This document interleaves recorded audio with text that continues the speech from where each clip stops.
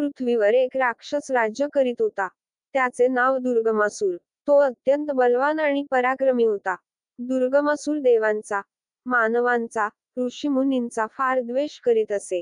दुर्गमासुराने दुष्टनीतीचा अवलंब करण्यासाठी ब्रह्मदेवाला प्रसन्न करविण्याचे ठरवले आणि तीव्र तप करू लागला. त्याच्या तपस्येने ब्रह्मदेव प्रसन्न झाले आणि समोर प्रकट होऊन म्हणाले, असुरा, मी प्रसन्न आहे. वर माग. हात जोडून असुर म्हणाला, देवा, संपूर्ण वेदांचे ज्ञान माझ्याकडेच असावे. संपूर्ण मंत्रशक्ती ज्ञानासह माझ्या हातात यावी. देवतांना मी पराभूत करावे. ब्रह्मदेवांनी राक्षसाची धूर्तता जाणली. ते हसले आणि म्हणाले, तथास्तु. ब्रह्मदेवांचा एकच शब्द, तथास्तु, पण या एकाच शब्दाने या संपूर्ण सृष्टीमध्ये भयानक विनाशकारी शक्ती निर्माण केली. देव, मानव आणि ऋषी यांच्या जीवनाला आधार देणारे, मनाला चैतन्य देणारे संपूर्ण वेदज्ञान त्यांच्यापासून निघाले आणि दुर्गमासुराकडे आले. ओजस्वी मंत्रशक्ती सामर्थ्यासह निघाली आणि असुरामध्ये प्रविष्ट झाली. सृष्टीमधील चैतन्य संपले, सामर्थ्य लोप पावले.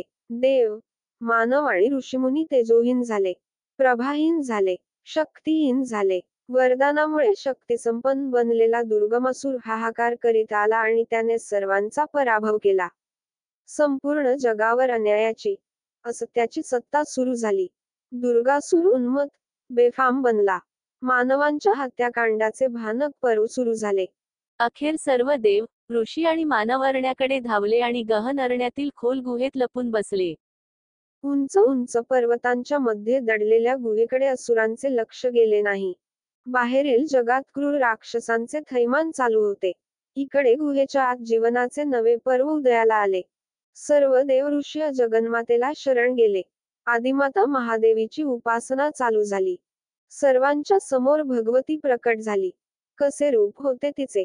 आगळे वेगळे आणि भव्य सृष्टीमधील उंच उंच पर्वत, डोंगर, हिरवीगार झाडेझुडे, नानारंगी फुले, पाने, रसरशीत डौलदार फळे या सर्वांची मिळून देवी तयार झाली. रूप विविधरंगी, पण तेजस्वी. जिकडे पाहावे तिकडे देवीचे तेजस्वी डोळे दिसत होते. सर्वजण तिला शताक्षी असे म्हणू लागले. देवीच्या 100 नेत्रांमधून कृपामृताचा वर्षाव होऊ लागला. या वर्षावामुळे सर्वजण उल्हासित झाले. नवे जीवन मिळाले. देवीने अनेक प्रकारच्या भाज्या, फळफळावळ आणि अन्न तयार केले. अनेक रुचकर पदार्थ तयार केले. आईच्या मायेने सर्वांना पोटभर खाऊ घातले. सर्वांना तृप्त केले. या देवीला सर्वजण शाकंभरी देवी असे म्हणू लागले. यानंतर देवी गुहेच्या बाहेर आली. तिने गुहेच्या तोंडावर मोठे तळपते चक्र ठेवले. या चक्रामुळे गुहेतील सर्वांचे रक्षण होत होते. देवीने आपली शस्त्रे अस्त्रे बाहेर काढली आणि तिने दुर्गासुराला युद्धासाठी आव्हान दिले. दुर्गासूर आपल्या सैन्यासह लढू लागला.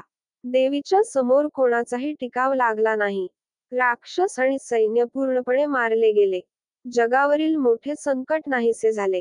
सर्व ज्ञान मंत्र सामर्थ्यासह देवांकडे, ऋषीमुनींकडे आणि मानवांकडे परत आले. देवी त्यांना म्हणाली, हे श्रेष्ठ ज्ञान आहे. हीच माझी वाणी आहे. ही माझी मंत्रशक्ती आहे. ज्ञानाची उपासना करा. मंत्रशक्तीची आराधना करा. हीच माझी खरी उपासना आहे. तुमचे कल्याण होवो. एवढे बोलून देवी अंतर्धान पावली. शाकंभरी देवी ही खऱ्या अर्थाने माऊली देवी होती. म्हणूनच पौष पौर्णिमेला शाकंभरी देवीची उपासना केली जाते.